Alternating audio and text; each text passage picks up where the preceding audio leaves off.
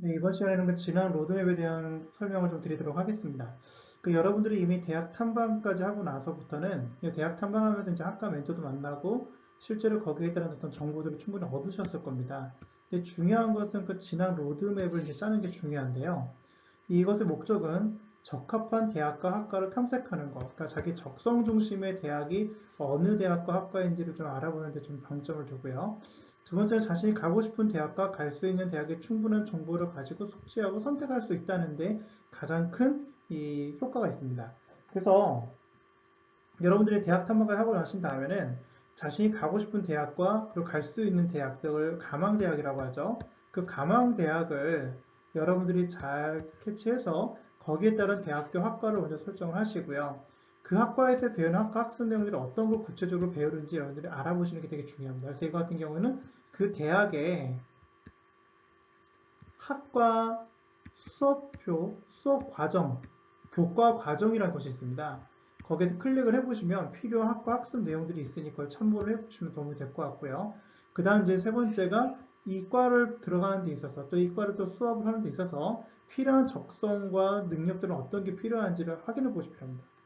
더 중요한 건 이에 따른 학과 진학을 하기 위해서 이 예를 들어서 뭐 경영학과다. 그 경영학과라면 이 학과와 관련될 수 있는 학교 내부의 자율활동이랑 진로활동 동아리는 어떤 것들이 있는지 여러분들이 이제 자율활동, 봉사활동, 그냥 동아리활동, 그냥 진로체험, 자봉동진이라고 하죠. 이 활동들을 여러분들이 잘 학교 내부에서 탐색을 해서 여러분들이 그것을 어떤 걸 하면 좋을지 이거를 여러분들이 좀 고민하신 다음에 관련돼서 여러분들이 실제로 학생부를 설계를 하시는 게 도움이 됩니다.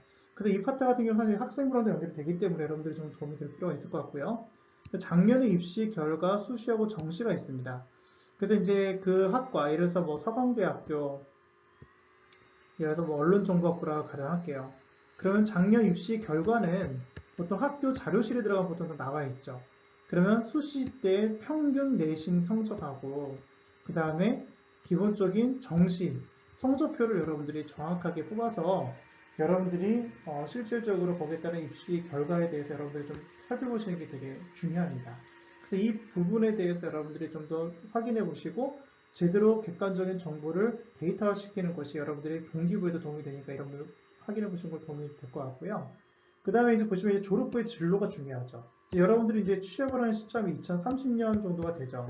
그럼 2028년에서 2030년 정도 이제 4차 산업혁명하고 연결이 된 이제 관련된 학과인지 그렇다면 실제로 졸업하고 하는 추이는 어떤지를 정확한 여러분들이 데이터를 갖고 계시는 게 되게 중요하죠. 예를 들어서 한 친구가 이 친구는 대치동에 있는 뭐 A라는 곳에서 컨설팅을 받았어요. 이 친구 군주를 하고 싶었던 게 뭐였냐면 이 테마파크 있죠. 그러니까 테마파크에서 설계를 하고 싶어 했어요. 놀이동산 설계를 하고 싶어 갖고 그 관련된 과를 이제 진행하고 싶었는데 이제 아무래도 이제 그 테마파크나 이런 분들은 이제 일본에서 유명하니까 그 담당하는 컨설턴트가 이제 일문과 일어일문과를 이제 제안을 한 거예요.